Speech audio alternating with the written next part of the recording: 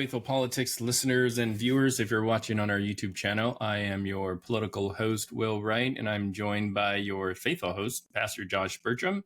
How's it going, Josh? Doing well, Will. Thanks. And this week, we are delighted to have Robert Doar with us this week. He is an American academic, businessman, and former public administrator, and serves as the 12th president of the American Enterprise Institute. His research focuses on a number of different things to include federal and state anti-poverty policies and safety net programs, which we will get into much later in the conversation. So welcome to Faithful Politics. Thanks for having me. I do have to say I've never been a businessman. Well, maybe a long time ago I was a banker, but I've been mostly a public sector employee for Governor Pataki and then Mayor Bloomberg, and now at AEI as a scholar and a not-for-profit. But boy, I'd love to be a businessman someday. My wife has. Yes, but it's not me. That's awesome. Well, I just have to say, AEI is one of those organizations that, as a liberal, I have a lot of respect for, and I'm sure I'm probably not alone in saying that. I mean, I've been sort of following AEI in the path since Arthur Brooks had the helm, and he's written a lot of really great books that I've read. So I really appreciate everything that you guys are doing over Absolutely. there. But I'm curious, like, how does one become the president of AEI? Like, did you have to apply on Indeed or Munster or something like that? Well, it was kind of an interesting story. Arthur was my predecessor as president, and but I came here as a scholar 9 years ago, and recruited by Arthur because I had finished up working as the Social Services Commissioner in New York City for Mike Bloomberg, and I was a commissioner in social services that felt the best path out of poverty was employment. And that meant having policies that really pushed people into employment when they sought forms of government assistance. And that was successful. And Arthur would talk about the dignity of work and the importance of work. And he had a sense of the spiritual value of conservative principles leading to people moving up. But he didn't really know the details of the programs. If you asked him what SNAP was or what the EITC was, he might know or he might not know. And the people here at AEI felt we needed someone who had really knew the programs, the safety net programs in the United States. And so they recruited me to come here to be the poverty studies director, which I did for a while and loved very much, and wrote pieces and testified and convened working groups. And then when Arthur left, I got worried that the AEI would lose its strength and maybe miss a beat at a particularly crucial time for our country. And so I had been a manager, and this job is a managing job. And I raised my hand, and the board knew me and liked me, and they chose me. So it's a good stretch for me because I'd always been very focused on safety net programs in the United States. And as president of AEI, I have to have a much broader perspective. And we have a big foreign policy and defense policy unit. We do a lot on economics. We do a lot on social, culture, and constitutional studies. And I've loved it, but it's broader than just focusing on the safety net programs in the United States. Yeah, that makes a lot of sense. I have heard of a lot of think tanks in Washington, D.C. I've always wanted to be a part of a think tank. And maybe we can talk about how do we start a think tank? Like me and Will, like, do we just sit around thinking and then anyway, I'm being weird. Well, the key to a think tank is to produce research and produce academic work that is published and publishable and op-eds and brings new ways of thinking about old challenges. I love that. And there's a lot of them in this town. AEI happens to be one of the oldest and best, but if you want to start one, there's one to be started. There's always one to be started. So how do you differentiate yourself from say like Heritage Foundation or Brookings Institute or any of those things? What makes AEI unique among these think tanks? Well, for one, we hire scholars who are who have achieved great credibility in their fields. We don't hire analysts and then make them important players. We hire people that are already important players. And then we give them complete freedom to write and say what they think. They've earned that ability, and that gives them greater credibility. They are not speaking for the House. They're not speaking for me. They're not speaking for AEI institutionally, they're speaking for themselves. Then we give them the resources, the research assistance, the access to data, the government relations contacts, the communications assistance. But what distinguishes us is that we give complete independence to our scholars. That's different, for instance, than Heritage, for sure, where they very much have to follow the House mood. And then we also are right of center. So we are quite clearly, we believe in free markets, free people, limited government. We believe in treating individuals as individuals, not as representatives of larger groups. And we have a point of view, and that distinguishes us. Brookings likes to think of themselves as completely without a point of view. That's not really true. Their scholars tend to tilt left. We tend to tilt right toward freedom. And so I think that's what, and then it's just quality. It's how much work do you put out? We put out probably 15 things a day by any one of our, if you took it all that comes out in research, op-eds, television appearances, other forms of communication in the public policy dialogue. So we're large. We are influential. We track how our ideas are translated into legislation or public policy, and then we like to see how those ideas that are translated into public policy lead to better outcomes for Americans. So those are some ways in which we distinguish ourselves. That's interesting. What do you think is probably one of the biggest accomplishments of a lot of the work and stuff that you guys are putting out? Well, there's a lot of accomplishments over many years. The most recent one that I was personally involved in was in the original Build Back Better legislation. President Biden wanted very much to include a new child tax credit that would go to all families with children, regardless of whether they worked at all, and would come every month from the IRS. And it was in place during the COVID crisis, and he wanted to make that permanent. Our scholars were very troubled by that because for two reasons. One, there was a big disincentive to work. It led to people participating less in the labor force. And we think that's ultimately bad for people's efforts to get out of poverty. And then second, it sort of boxed out or eliminated the role of the local social services provider because the checks were coming from Washington without any case management or any involvement in these families' lives. The Democrats felt strongly about this. It was their highest priority. President Biden said it was his highest priorities. We wrote a lot about our concerns about it. We talked to people in the Senate and the House of Representatives.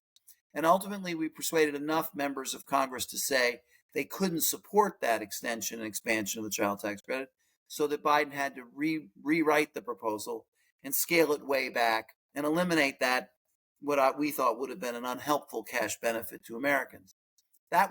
We view that as an accomplishment. Another is the war in Ukraine.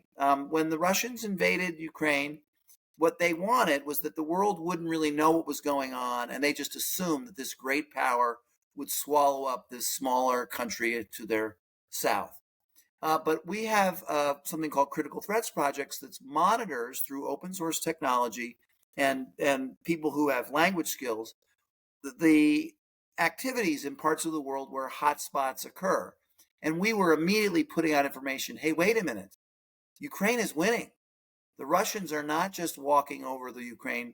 And that fortified the strength and the resolve of the people in Ukraine, the people in Western Europe, and the United States. And as a result, partly as a result of that information, we've helped to rally the world in defense of the Ukrainian people against this invasion by their neighbor. That's amazing. Those are big accomplishments. Yeah, no kidding. And I definitely want to get back to Ukraine, but I want to kind of continue the conversation about the child tax credit, because that definitely kind of gets into a lot of these social welfare programs that I know that you're passionate about, and and I definitely want to ask you more questions about that. But before I do, I'm curious of, like, with your work kind of in that arena. I feel, so I'm a Democrat. Josh is a conservative, and at least from my side, like, we hear a lot of vilification that comes along with some of these social welfare programs. There's this there's this belief that people that, are on Social Security or are on, EBT cards or what have you, like that they are just lazy and they don't want to work. I would guess probably by your, experience and background in this, you would probably say that might be true, but for a small percentage of the population. Well, So it's I love to absolutely get. true when people do work. What I normally say is we should require work, but we also should reward work. And in the programs, for instance, I ran the food stamp program in New York City. I ran the Medicaid program in New York City. They work best when they work in combination with employment for the recipient. So they make wages go further, or they make work pay, as President Clinton used to say. The Earned Income Tax Credit, again, it's a supplement to wages. But if you're not working at all, and many Americans who receive some of these benefits aren't working at all, then they're not out of poverty, and there's not enough there to help them. And they're not getting the benefit of the dignity of work. So my view is it requires both support from government, and when it does, in combination with work, it is a very, very effective way to help families move out of poverty, strengthen their social well-being, improve outcomes for their children in school, reduce the instances which they have in interaction with criminal justice system. And it's also bipartisan. Republicans and Democrats have supported work supports over many years. The food stamp program, when it works as a work supplement, everybody likes. The EITC is a long-standing bipartisan program. Health insurance for working low-income people is also long-standing bipartisan support. So the only question is when someone says, I want to give this benefit, and I don't care whether people work. They should get it anyway. And we shouldn't worry about whether they're working. That's when we will say, not to denigrate the recipient, but frankly, to denigrate the government for giving help to someone in a way that isn't really helping them.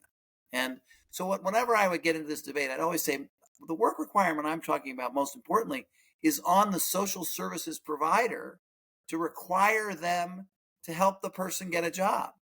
And not to say anything, I'm sorry to say this, but a lot of Democrats don't want to do that anymore. They don't want social services providers asking people, why aren't you working? And how can I help you get a job? They just want to send them a check. And having worked in programs in very high poverty communities, feel that is very destructive.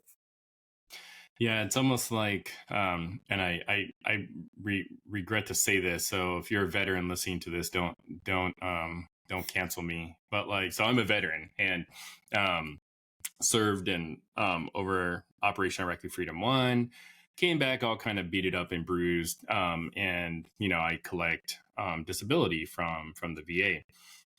But I've got a lot of friends who are also veterans that have made it almost a sport to kind of get to 100%. And I've long thought, a lot of that behavior is because the VA is rewarding your brokenness, not like rewarding you getting better, because if you told me, hey, if you took every opportunity to try to, work with counselors and get over your PTSD, like that will incentivize you more than me just saying, yeah, give me my pills, and I'd imagine a lot of what you're talking about is similar.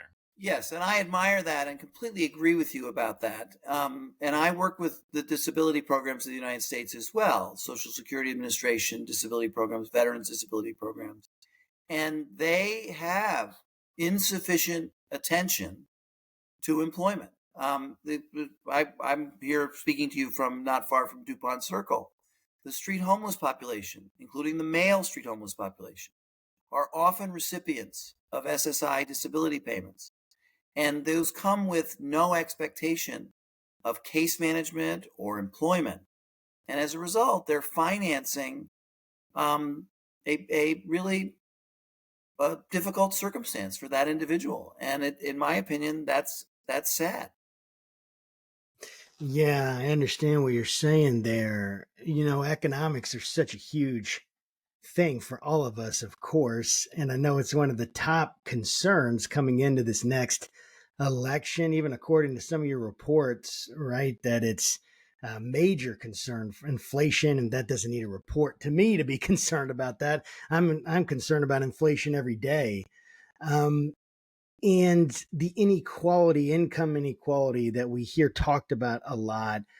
Conservatives and liberals have different perspectives on these. And, of course, even the welfare, like we've been speaking of. What is AEI's perspective? Well, I guess, yeah, I mean, what is AEI's perspective on these topics? Or does AEI have a perspective, or is it just an accumulation of Well, the scholars' opinions? yeah, so we don't take official positions, but our economics department is characterized by a strong belief in the benefit of free markets. That if you allow business people or people who are employers under obviously certain environmental and other regulations to have the most freedom possible to create wealth and to employ people and to have less regulation and lower taxes, they will create an environment where there's most opportunity for people to move up. And that's our view. I happen to think we do have some issues right now with inflation. We have some issues with people who have a desire to work but don't necessarily have the skills that the workplace needs right now. And we need to work on those. But all in all, and I'm not going to say who's responsible for it. All in all, the American economy is remarkably strong. And it's remarkably strong because compared to the rest of the world, it's mostly free. It's more free than Europe, more free than China. It's far more free than Russia. And that's working for the Americans. It doesn't promise everybody a rose garden, but it promises them an opportunity to work in a way that would lead them to achieve a good middle class existence. And so we got to work on some of these things. But if you ask me what is AI's perspective, the more we allow employers and entrepreneurs and business people to create jobs, the better we will be. In New York City under Michael Bloomberg, I mean, he never ever said that he was against the creation of any kind of job, because any job is better than no job. And we promoted economic development. We promoted the tourist industry. We promoted the hospitality industry. We promoted manufacturing. And when that economy is going well, people who fight poverty, like me, have the wind at our back. It's just so much easier when there are jobs available for people to find and then get the training they need to move up. So we're not if just generally, and I don't, you may have had some other guests that are more negative about America. We're not negative about America at AEI. We feel Democrat, Republican president, we're not going to tell you that the world is coming to an end or the greatness of America is lost. The economic facts are we are growing faster than Europe. We're growing faster than China. We're going to be the largest economy in the world, the most prosperous. There's a reason why people come from all over the world to the United States, people who are very poor. Do you know why they do that? Because we have the most opportunity and we have the greatest country in the world. And we just want to preserve that. That's awesome. Can you talk about the work that you guys do at the Center on Opportunity and Social Mobility? So when I came, I was the director of the Poverty Studies program. And the theme was, how do we structure American public policy and not-for-profit world and the faith-based world to help people move up out of poverty? We feel that over the long term and looked at properly measured, we have, through the combination of work and benefits, and benefits have played a role, and so has work, we have increased the material well-being of Americans at the bottom. So the challenge really isn't so much getting people above a minimum standard of living. We've done that. The challenge is helping them move up, getting the skills and the abilities and the experience to achieve a complete independence from any kind of government assistance. And so that if you're born at the bottom, you have a good chance, more than just a 1 in 4 chance or 1 in 5 chance, but maybe even a 2 in 4 chance, or to move up to the middle or all the way to the top. So we focus on ways to help people move up through education, through skills development, through employment, obviously, through better economic environment in communities, and by the way, through greater family formation. We happen to think that the number one divide in America between those who do well and those who don't do well is not race, It's not where you live. It's not urban, rural. It's not even income. It's, are you raised in a household with two active and involved parents there for the long haul? And that usually happens in the United States in marriage. So we talk a lot about family too as being a key way to help people move up. And I should also mention, we talk about faith. We talk about the benefits of faith-based organizations in communities, and we talk about the benefits of religion to individuals to have a more flourishing life. And so all of those ingredients go into helping people move up. Man, that is so fascinating. So I've heard the statistic that if you want to stay out of poverty in America, not a statistic, kind of a heuristic rather, that one, you need to graduate high school, two, you need to get married, and three, you need to not have a baby out of wedlock. Yeah, Is that fairly accurate? Yeah, that's a statistic. It's a well-known statistic, and it was done by my colleagues at Brookings about 12 years ago. We here at AEI Nice. promote that statistic because when we have it, we see a scholar at Heritage or Brookings or anywhere who does good work, and that changes the conversation. We talk about it, and it is true. I love that. If you graduate from high school, get a job, and don't have a child until you're married, there's a 98% chance you and your child will not be in poverty. It's pretty good. That is a really good statistic. It's amazing how sometimes we feel like we ignore that. But when we're talking about families, oftentimes, when we're at the dinner table or we're at Thanksgiving, the extended family, they come in, we talk about politics, we talk about religion, things get weird. This whole show is about talking about that because we want to help us ruin Thanksgiving dinner. That's our purpose. Like, that's our official mission. So my question, though, one really controversial topic is climate change. And I say controversial because some people think it's not controversial. Some people think, oh, it's clear. Everyone just believes this. This is reality. What's interesting, though, even according to a report that you guys published, I think it was a 2024 presidential election involving political coalitions, you said that there's a noticeable difference between Democrats and Republicans concerning the country's main problems.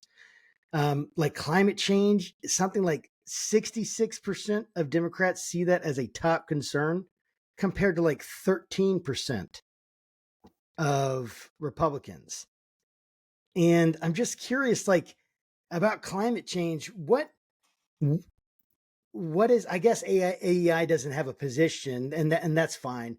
But what kind of work is being done on that issue right now, and even maybe raising awareness and conversation among more conservative people? Because I have friends and family and other people that I met that say it doesn't exist. It's all a lie.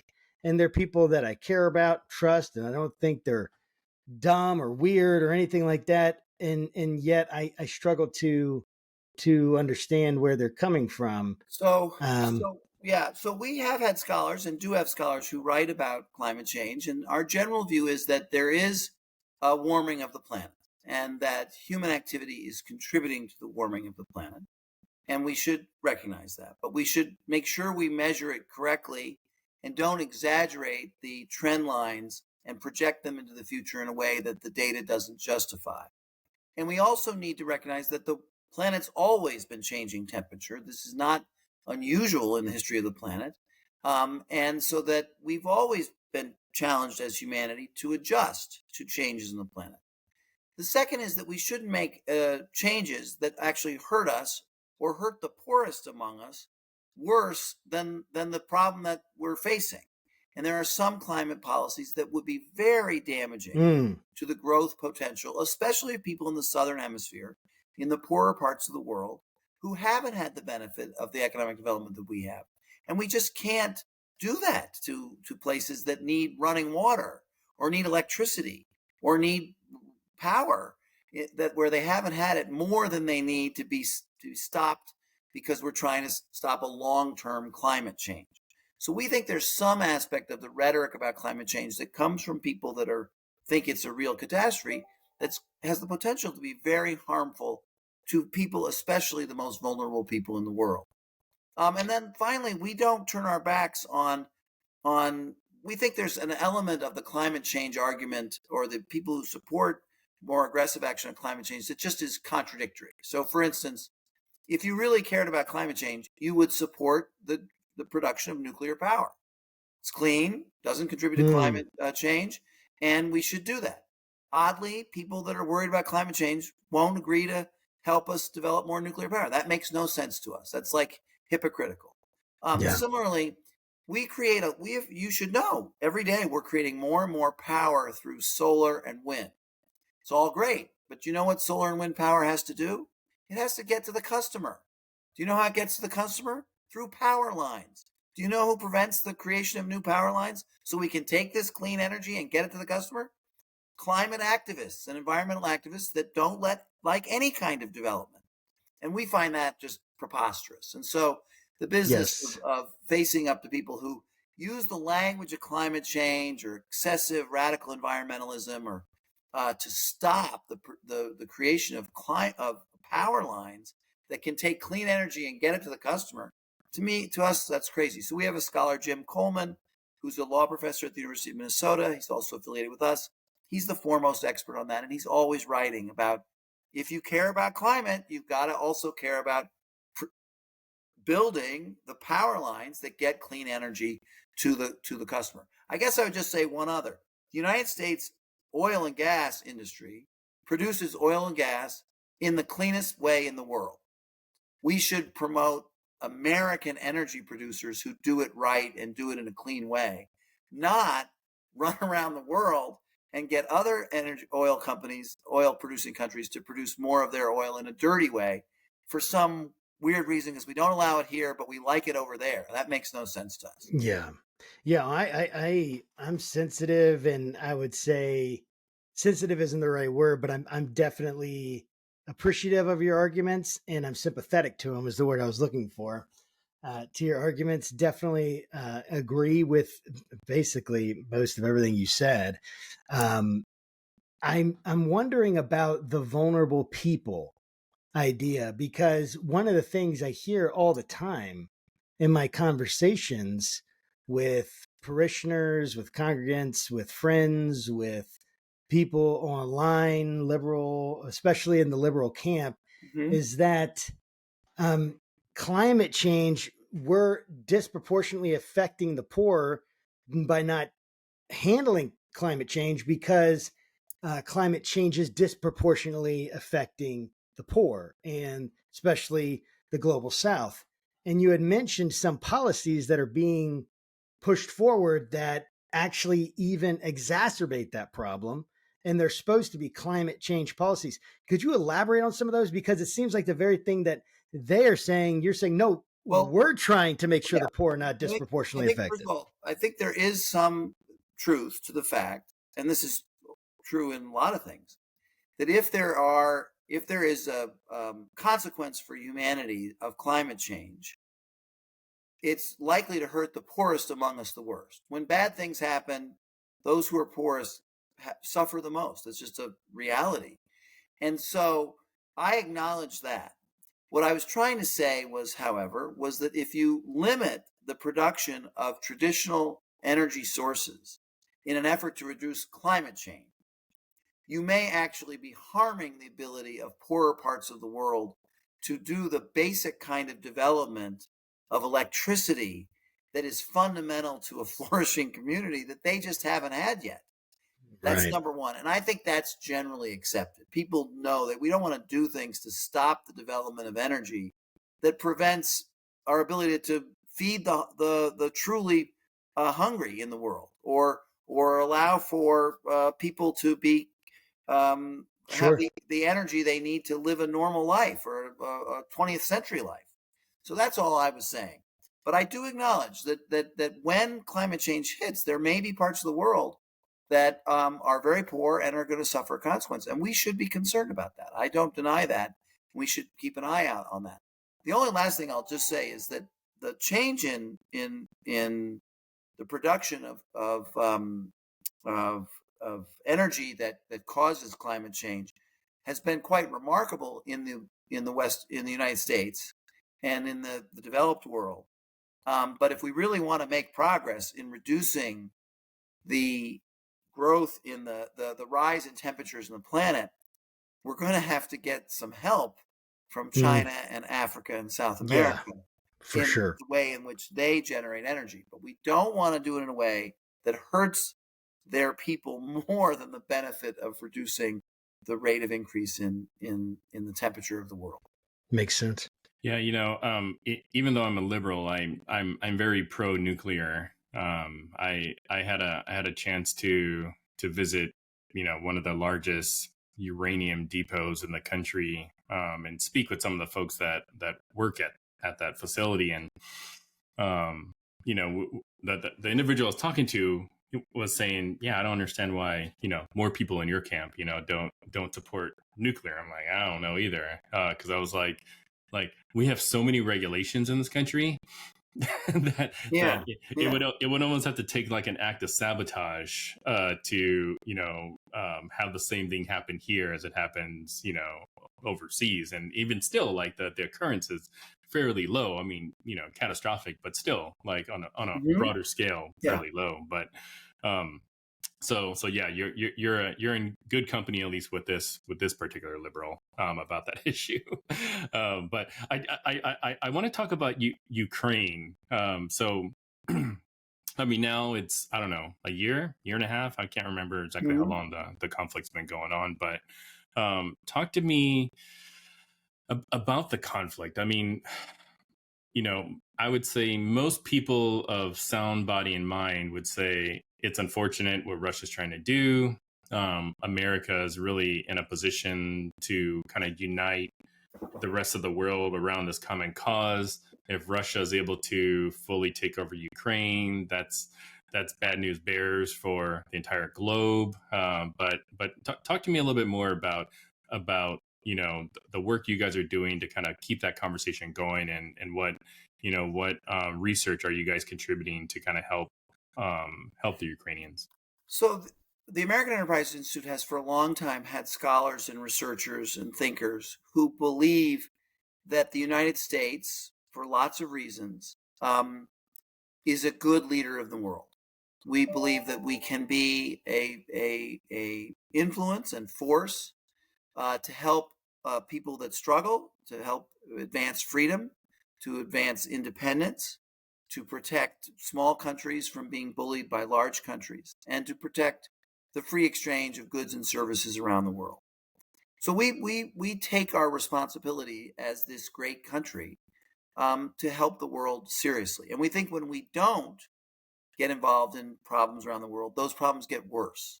And then our involvement has to become much more significant, and our own security becomes at risk.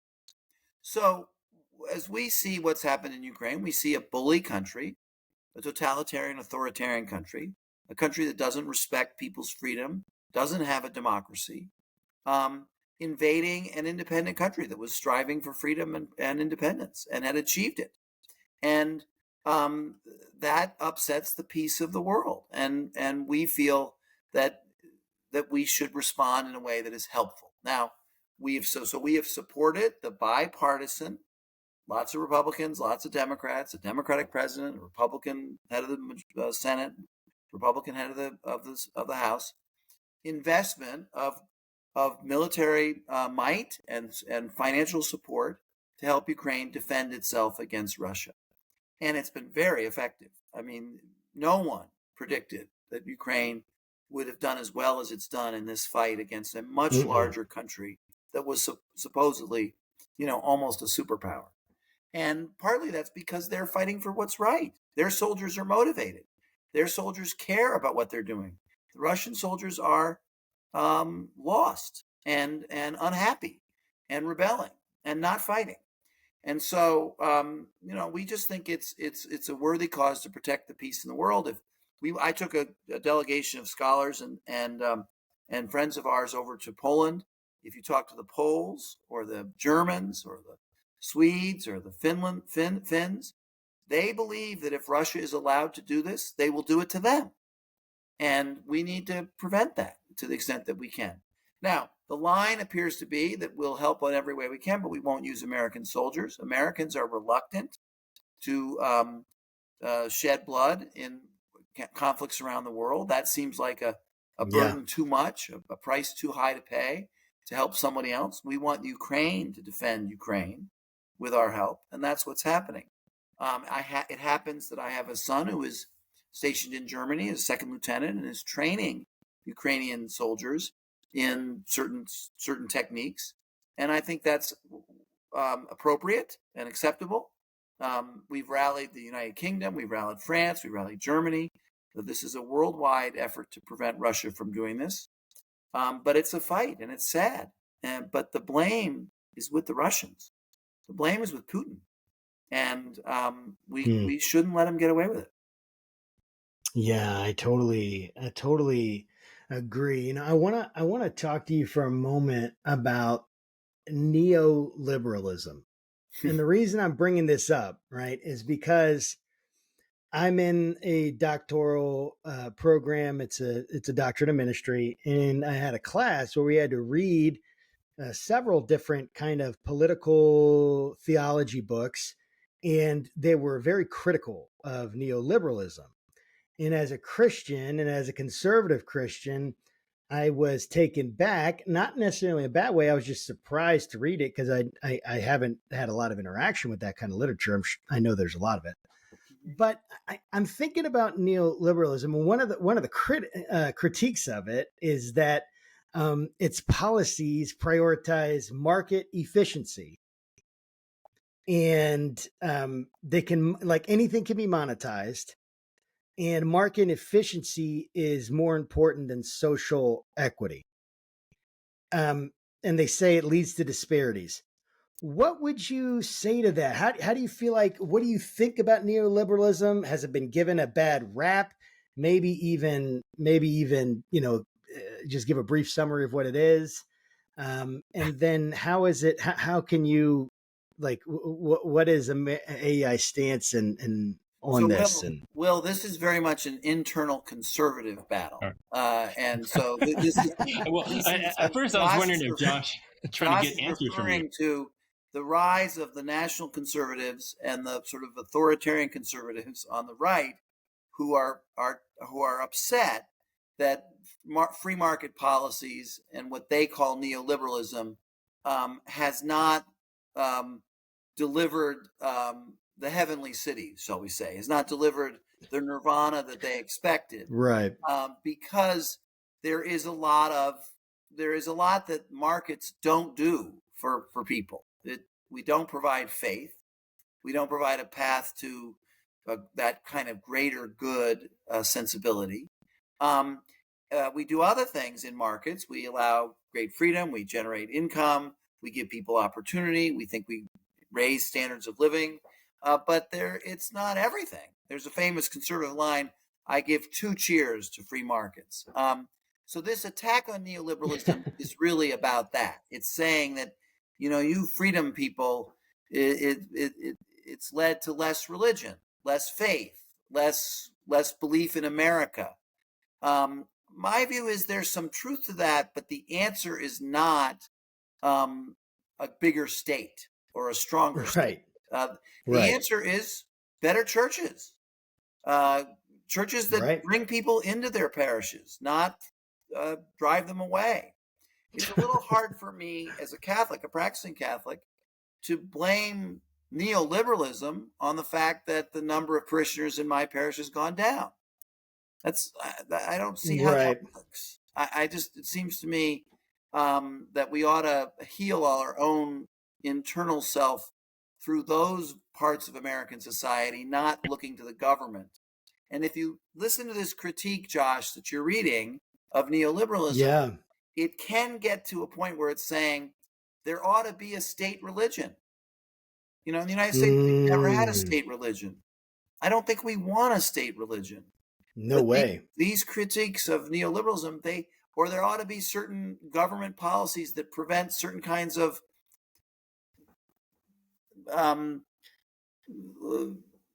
activity or behavior that offends people's faith-based principles.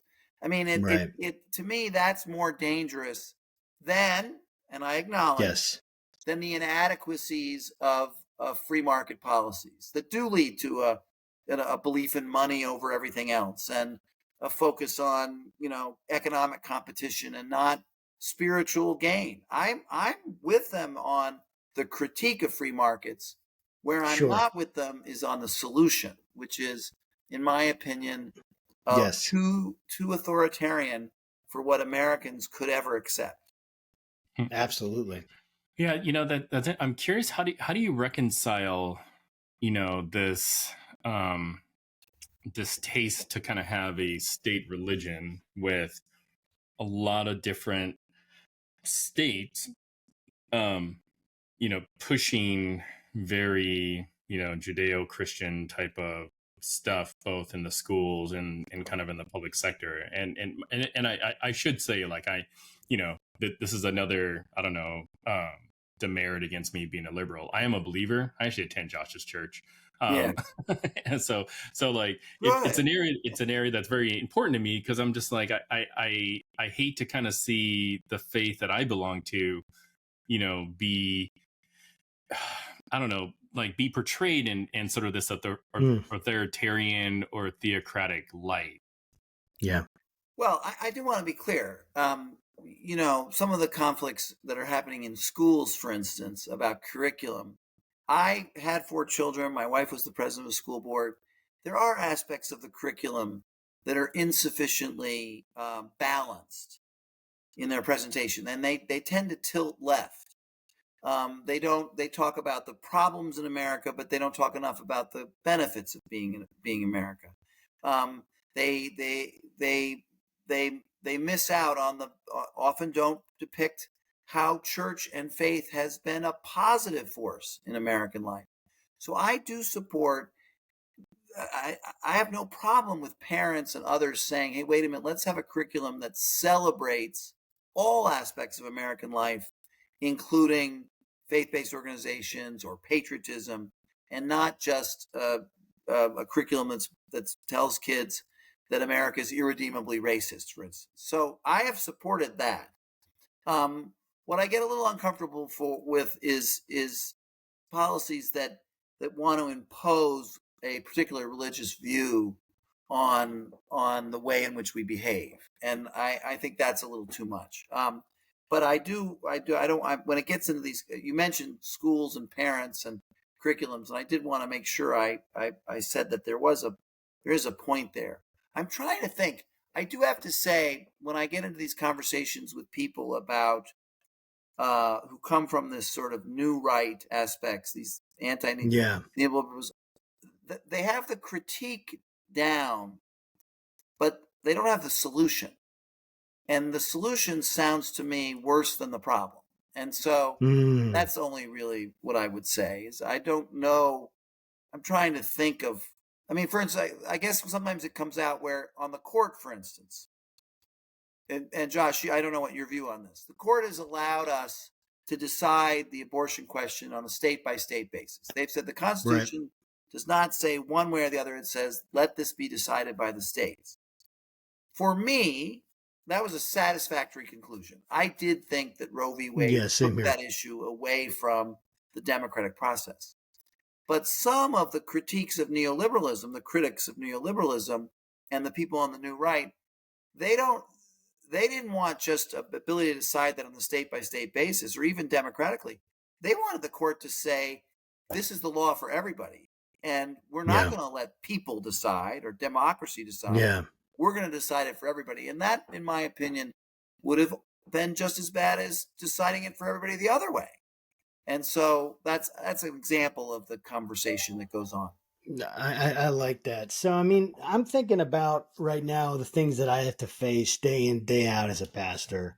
Mm-hmm. The issues that people have. I'm not looking forward to this next election year. Yeah. I'm not looking forward to the vitriol. I'm not looking forward to the division. I'm not looking forward to the potential arguments.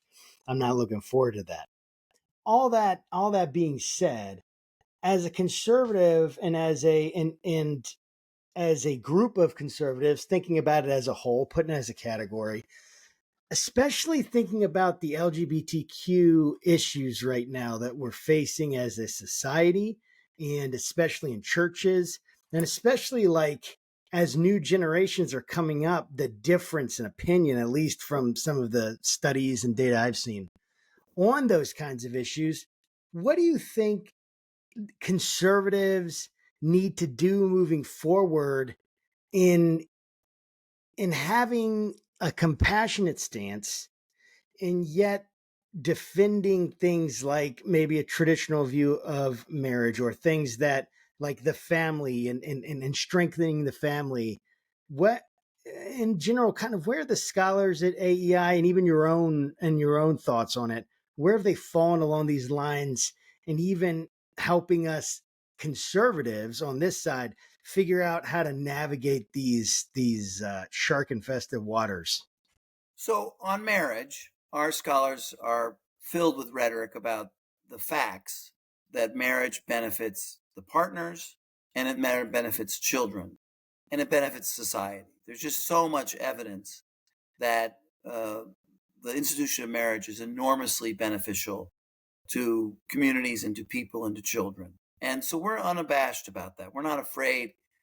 People that go to college and get a degree and have high incomes, they're much more likely to get married. And we think we should preach what we practice. We shouldn't be afraid to say, this has worked for us, it will work for all of us. And we should be honest about that.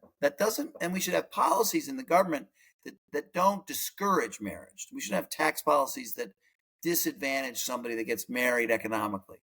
But I don't think we should have marriage requirements or things like that for various things, but we should definitely not have policies that make it economically harder to form a family than it is to stay single and apart.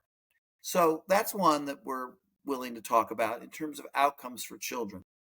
On issues concerning gender and sexual preference, my own view is the least the government is involved in it, the better. But I would say that we at AI, there are some scholars that are not afraid to say a couple things. One, we shouldn't allow people to capitalize on the normal confusion of childhood. Children, you were a child once, I was a child once, my children, you don't always see the world exactly right. You're learning, you're confused. And I think that confusion is natural and it's acceptable.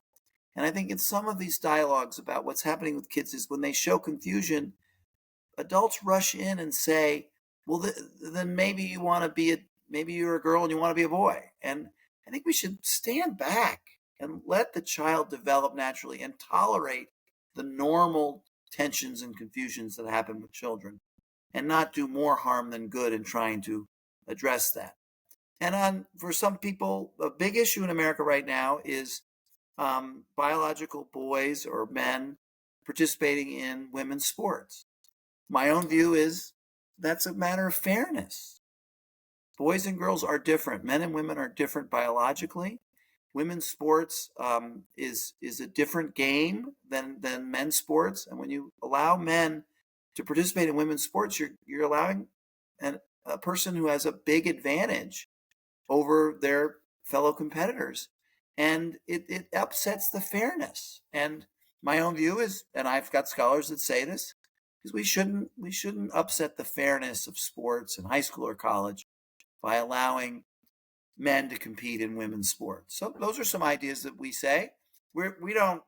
People can do what they want, but we ought to have certain rules or guidelines about the way we approach these issues. So that gives you a sense of what AI scholars say. We don't have an institutional position, but Sure. I'm giving you a sense of what our scholars say. Yeah, like how do you with all the scholars you have there, how do you herd the cats with all the different Very with hard. collaboration and all the interdisciplinary research? I mean, like how do you? We love collaboration and we love interaction and we love sharing of data and we love the debate. That's what we really love. When I wake up in the morning and I've got two scholars who are published on the same topic and they're taking different positions, I celebrate. So we like that. It doesn't really bother us. We don't. If I try to herd the cats, I'd be fired. We're not. Other think tank presidents herd the cats. We don't do that. We like the cacophony and the freedom and the competition of ideas. That's what America is great because of, and we try to replicate that here at AI. So I don't try to herd the cats. It's so interesting. Even just, I want to return to the previous question that I had asked, just because I had a thought, and then I knew Will was asking a question, so I was going to let him and wait. And then, but so, this idea, I've heard it several times. Why is the government even interested in marriage? I had a really close loved one say, when this was back in like 2016 or even before 2015 with Obergefell, and he's like, hey, just who cares? Just push it to like no government. They shouldn't have any involvement in marriage. What do you think about that? Do you feel like the government should have involvement with marriage? Should the government have a place in defining marriage? Is that the government's job? Well, I have to say, as someone who worked for a government in New York City under Mayor Bloomberg, a middle of the road, maybe even a liberal, we were not afraid to encourage marriage and to put posters up that gave you that statistic Right. you mentioned earlier about the chances of avoiding poverty and how marriage played a role in that. We don't think we should have policies that discourage marriage because people are worse off economically through tax or benefit policies by being married. But I don't think you can do much more than those two. You can encourage and promote and tell the data about, but you can't mandate marriage. I think, and that's, and my own personal view of the gay marriage debate is that for someone who spent a lot of time trying to promote marriage among families of men and women for the benefit of their children, the idea that this group of other Americans who were saying marriage is great, we should support it, that helped my argument. I embraced that thought because they were right. My own, again, it's a constitutional issue. Should that be decided by state legislators? Maybe. The court took that out of the state legislatures. They ruled that gay marriage should be permitted, is a right. So at least that's how I see it. So I think you can say some things, and to walk away from it entirely would be a mistake because it has a societal benefit. But you have to be careful about mandating people's personal behavior in a way that's inconsistent with freedom. So this is our last question, and I'm looking for you to maybe give us a hopeful message. I mean, you love America, I love America, Josh loves America. We've got our warts, but it's our country, right? So it's like we love it only the way an American can. So currently we have a president's son and a former president all being investigated by a special counsel. We have a former president with a number of indictments. What's happening to our country, and what I'm really glad, Will, you asked that question. I'm very hopeful about America, mainly because of my knowledge of American history. We are a divided country. We have always had divisions. We've always had divisions. And sometimes those divisions have been violent and unpleasant. 1932, 1968, 1863. These were very violent and divided and difficult times. Our system of government, our Constitution, our commitment to a self-government through a legislative and a judicial and an executive branch and federalism, our states, has allowed us to navigate these differences, not in a perfect way, not without trial and tribulation, but in a way that's led us to continue to be the greatest country in the world. And I think that will happen again. We've had bad choices for president before. We've had generational shifts where, there's a great desire for a new and fresh leader that can bring us together. That's happened many times in American history, and it will happen again. I don't happen to think it's going to happen with either of these two gentlemen that are the leading candidates right now, but never fear, it will happen and it will come. But it will happen because we'll keep talking about it. We'll keep trying, and our democracy will find a way. So I'm equally discouraged about the divisions and the loud voices of the extremes of both sides and the two leading candidates. I get that, but it's not over yet.